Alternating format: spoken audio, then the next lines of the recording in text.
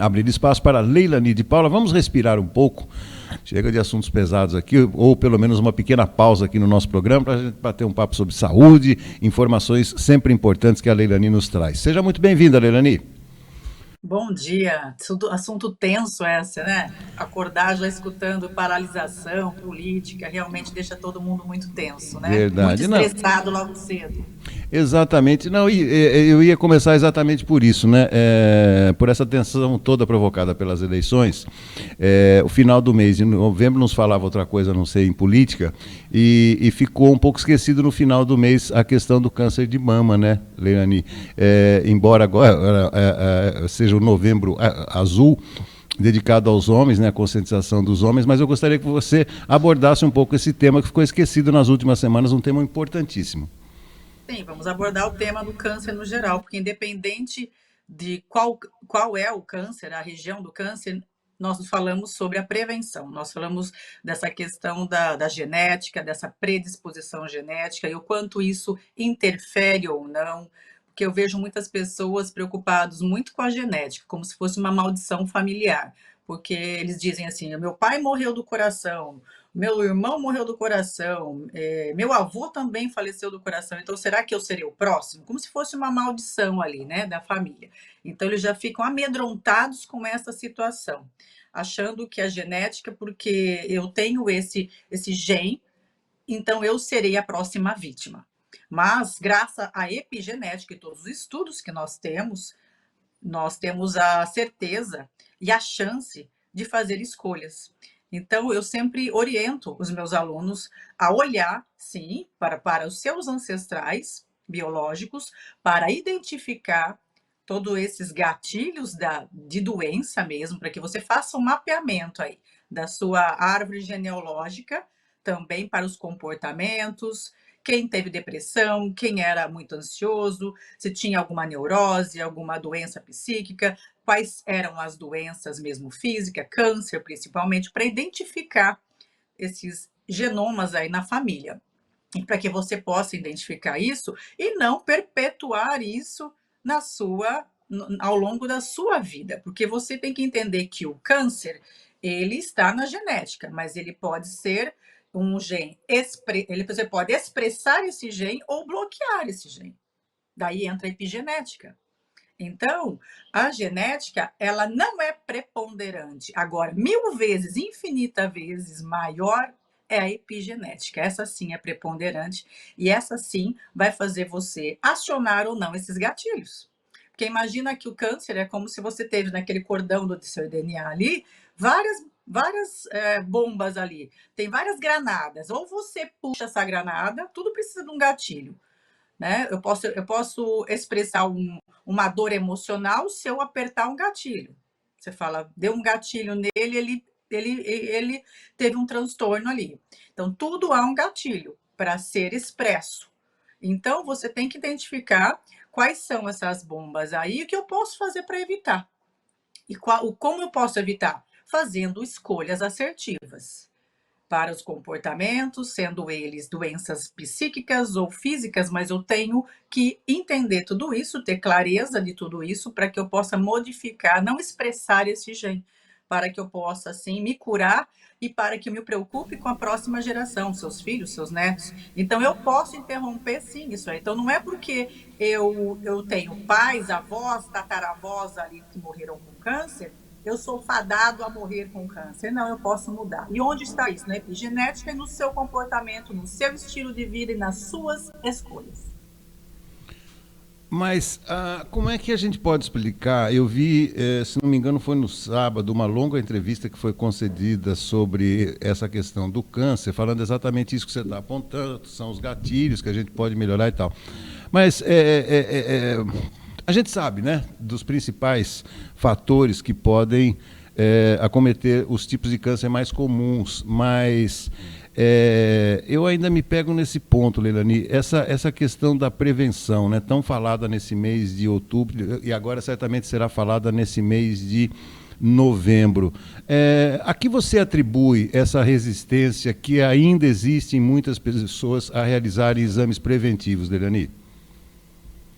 Ainda existe um grande preconceito, um certo um tabu mesmo, uma questão assim, das mulheres, isso vem melhorando muito. A cada ano isso vem se fazendo muito trabalho de conscientização. Desde 1990 já foi abordando muito o Outubro Rosa, então existe sim um movimento. E a mulher, ela sempre está mais voltada para procurar a cura, para se entregar ao tratamento. Ela tem menos resistência que o homem. O homem já tem o machismo, o preconceito. Eu jamais vou fazer o exame de toque. Isso não, isso fazem piadas em relação a isso, até com seus amigos e familiares. Então fica uma coisa que quem faz não conta que faz, ou então tem aquele machismo todo. Existe um preconceito, sim, tá? Mas isso tem que acabar, porque nós precisamos fazer exames, isso é identificado. Se houve algum problema, você tem chances em mais 90% de cura, e se você não fizer esse exame, é fato que você vai perder a tua vida com essa doença, porque não houve nenhuma prevenção, não houve nenhum tratamento, enfim, houve uma negligência da parte do homem ou da mulher. Okay? Tanto é que, todo ano eu faço lives com a doutora Monique, ginecologista. Esse ano eu fiz para entendermos melhor. Semana passada eu fiz uma live para um olhar mais sistêmico, familiar, das dinâmicas familiares, e toda essa questão dos sistemas envolvidos, sistema corpo, sistema que eu falo da familiar e o sistema do ecossistema, tudo que interfere no seu gene, no seu genótipo, e tudo que pode desacerbar, sim, um desequilíbrio no teu corpo, gerando câncer. Então, são várias questões que a gente tem que abordar para tratar o câncer, ok? Então, eu vejo, sim, que por mais que a gente investe em propaganda, Outubro Rosa ou Novembro Azul, ainda vem aumentando o índice de câncer. Nada disso é suficiente se não houver uma consciência no geral da população mesmo, de se cuidar, Roberto. Então, mais preocupante ainda é que ainda não houve um entendimento que eu preciso mudar o meu estilo de vida. O sedentarismo só vem aumentando, a alimentação continua muito precária, ainda falta entendimento. E olha que nós temos muitas informações. No tempo dos nossos avós, tataravós, não tínhamos isso, mas hoje nós temos aí tudo na internet, tudo fácil, como diz o Botelho, ó, se eu tivesse que sair de São Paulo, olha a facilidade que nós estamos aqui, levando informação e dentro da nossa casa. Então, só não acessa a informação quem não quer, só não muda quem não quer. Por quê? Quer fazer o papel da vítima também, ou daquela lealdade cega e sistêmica familiar, que não quero trazer para a consciência uma necessidade de mudança. É uma lealdade cega que a gente fala dentro das dinâmicas familiares. Então, eu preciso trazer para a consciência o que eu posso fazer para mudar isso. Porque falar de saúde é muito amplo, né, Roberto? Mas o que realmente é ter saúde? Basta eu ir para a academia? Não basta só fazer o exercício. Eu tenho que me preocupar com outras coisas. O que mais causa o câncer é as experiências não assimiladas ao longo da vida, muito estresse. Muito estresse. E você não conseguindo livrar isso da sua corrente sanguínea, da sua mente, entendeu? E isso interfere todo no teu físico, na sua célula, na biologia da sua célula. Isso interfere, o estresse. Alimentação. Você inflama o teu corpo todos os dias, você colocando muito açúcar, muita gordura saturada, isso inflama. Você está alimentando aquela célula de coisas que não nutrem, inflamam ela, está adoecendo todo o seu sistema. E a vida sedentária, que não é como se o exercício ele faz como se fosse um caminhão de lixo passando lá todos os dias, recolhendo todo esse lixo, essa toxina e tirando do teu corpo. Se você não se movimenta, você não tem esse caminhão de lixo passando. Eu preciso ter esse entendimento, que enquanto eu for sedentário, enquanto eu for uma pessoa que só come alimentos que são condimentados, açúcar, muito sódio, muita gordura, nada muito saudável, nada que vem da terra, muito mais embalado, e quanto mais eu for estressado, eu sou uma bomba que só a hora que puxar, a hora que despertar esse gatilho, eu vou desencadear o câncer. Então, não adianta eu fazer campanha bonitinha cor-de-rosa ou azul. O que falta é você se posicionar. É você ter o entendimento e a clareza de que você precisa mudar. E você tocou para a gente fechar num ponto muito importante que é a alimentação, né, Leilani? Porque as pessoas com os horários cada vez mais pressionados, né, por atividades domésticas, profissionais, né? E eu me lembro de algo muito interessante, né? Aliás, o meu filho está passando férias aqui, ele está no exterior atualmente, mas domingo foi muito engraçado porque ele fez um prato enorme, arroz, feijão, bife e um ovo. Ele falou, puxa vida, que saudades que eu estava de comer arroz, feijão, bife e um ovo frito. E dizem aí os nutricionistas que esse tipo de alimentação básica do brasileiro contém um pouco de tudo, né, Leilani? Quer dizer, é tão simples, né, a gente se cuidar. Não é caro. Tem gente que acha que é caro, Roberto. Ai, você fala de alimentação porque você pode se cuidar. Não, gente. Coisas da terra, coisa saudável, arroz, feijão, o ovo, um legume e uma verdura é barato. O que é caro? Você querer comprar tudo prontinho, arrumadinho, embaladinho, lavadinho, cortadinho. Exato. Isso é caro. Você vai lá no supermercado, compra o abacaxi descascado, né? Sem aquela. Nem tinha nem o espinho do abacaxi. Tá lindo, parece ouro aquilo, amarelo, brilhando, assim. Ai, que lindo. Daí você fala assim, eu já vou comprar. Quanto custa aquilo lá? R$ 17. Só que quanto custa um abacaxi? Menos de 9. Menos de R$ 9. Então você paga o dobro para que você não tenha trabalho de descascar. Então, vamos parar de ser preguiçoso. Vamos começar a cozinhar os alimentos, vamos descascar os alimentos, porque tudo isso é terapêutico, tudo isso vai trabalhar muito mais uma questão de você...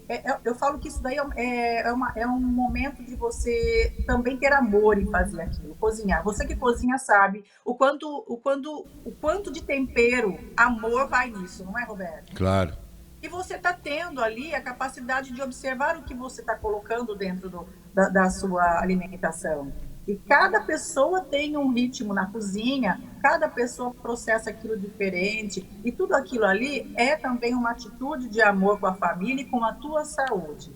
Então, a pandemia fez com que a gente começasse a resgatar as receitas da avó e começar a ir para a cozinha de novo. Eu não sou uma cozinheira, eu faço o básico, mas eu faço aquela batata doce com aquela carne moída lá, refogada, patinho. Eu faço coisas saudáveis, faço muito atum, com macarrão de arroz integral. Eu já preparo isso, eu fraciono, porque na correria eu tenho alguma coisa saudável, eu não vou lá comer qualquer coisa. Mas os hábitos a gente tem que educar. É muito mais fácil você mudar de religião do que você mudar um hábito alimentar, Roberto. É super difícil. Por isso que eu pego no pé do meu filho. Por isso que eu falo que somos pais responsáveis por isso. Porque a criança, ela não vai ao supermercado e ela não é ela que abastece a geladeira e a despensa de casa. É o pai e a mãe. Então, se você quer ver a mudança no mundo, comece por você. E como? Como fazendo as coisas, mostrando para o seu filho a importância das coisas. Porque são eles que vão propagar isso para a sua geração. Então, se você quer a mudança na sua genética, comece a fazer mudanças de comportamento, para ensinar o próximo, a geração próxima a ser uma pessoa mais saudável, mais consciente. E é isso que eu tento fazer diariamente, porque eu lembro perfeitamente que eu ia para a Unimep fazer a faculdade, e a Unimep, ela tem um shopping, né, gastronômico lá, que você pode comer o dia inteiro de tudo. Eu não comia nada, Roberto. Eu levava minha maçã, eu levava minhas coisas mais saudáveis.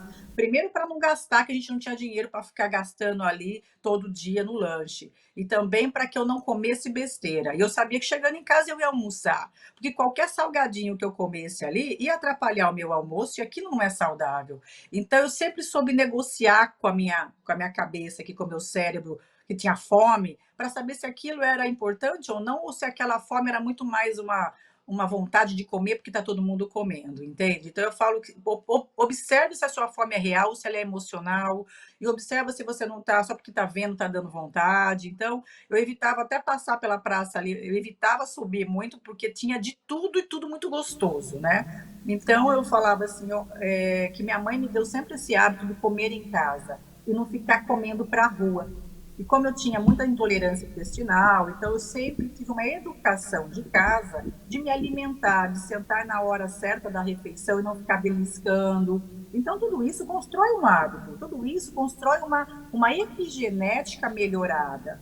Então, todo mundo tem na sua família alguém doente, alguém obeso, alguém que é alcoólatra ou fumante, que pode trazer isso no seu DNA, mas você pode expressar ou não esse gene. Então, cabe a mim ter o livre-arbítrio de escolher o meu destino. Eu escolho a vida que eu quero levar. Eu determino o modo que eu quero viver. Eu vou fazer a escolha e o modo que eu quero envelhecer. Depende de cada um. Perfeito, perfeito. Sabe as palavras, minha amiga, sabe as palavras, é isso aí. Vamos refletir sobre isso. Leilani, é isso aí. Bom feriado para você, quinta-feira a gente se vê. Muito obrigado pela contribuição, sempre sensível e inteligente aqui no nosso programa, e até lá.